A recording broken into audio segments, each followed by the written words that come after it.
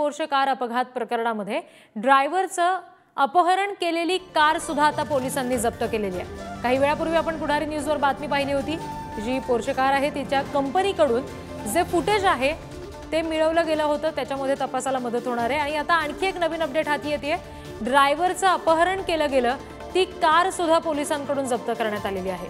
ड्रायव्हरचं अपहरण केल्याचा ठपका हा अल्पवयीन आरोपीच्या आजोबांवर ठेवला गेलाय, त्यांना अटक करण्यात आली आहे या सगळ्या प्रकारामध्ये। आणि ड्रायव्हरचं अपहरण केलेली जी कार आहे ती सुद्धा आता पोलिसांनी जप्त केलेली आहे। ही सध्या दृश्यांमध्ये आपण कार बघतोय। प्रतिनिधी ज्ञानेश्वर चौतमल यांच्याकडून अपडेट्स घेऊया। ज्ञानेश्वर, ड्रायव्हरला याच गाडीतून घेऊन गेले होते, घरी कोंडून ठेवलं होतं अशा पद्धतीचा आरोप समोर येत होता। आणखी काय तपशील आहेत, नवे कुठले खुलासे झाले? बिल्डर पुत्र पोर्शे कार दुहेरी बळी प्रकरणाच्या संदर्भानं आणखी एक महत्वाची गाडी पोलिसांनी जप्त केलेली आहे।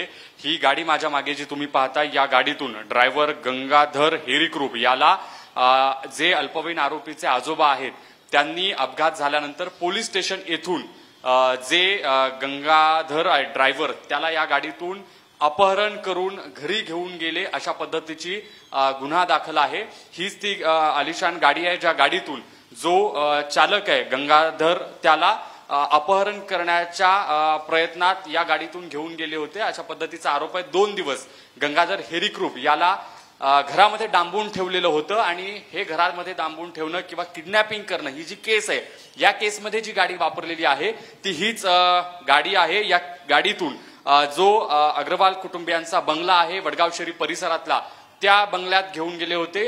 जे आता सध्या अटकेत आहेत या अल्पवयीन आरोपीचे आजोबा सुरेंद्र कुमार अग्रवाल, त्यांच्यावर गुन्हा दाखल आहे। त्यासोबतच विशाल अग्रवाल याच्यावर देखील गुन्हा दाखल आहे की त्या ड्रायव्हरला किडनॅप केलं होतं आणि किडनॅप करण्यासाठी जी गाडी वापरलेली होती ती ही गाडी असल्याचं गुन्हे शाखेकडून सांगितलं जात आहे। आणि आता याच गुन्हे शाखेच्या पथकाकडून जी माहिती दिली गेलेली आहे ती ही गाडी जप्त करण्यात आलेली आहे। वेगवेगळ्या घडामोडी घडतायत आणि सध्या पोलिसांच्या या सगळ्या तपासाला गती आलेली असताना पोलिसांकडून ही गाडी जप्त करणं हा देखील या तपासातला महत्त्वाचा भाग आहे। जी ज्ञानेश्वर, धन्यवाद दिलेल्या या सगळ्या तपशिलांसाठी।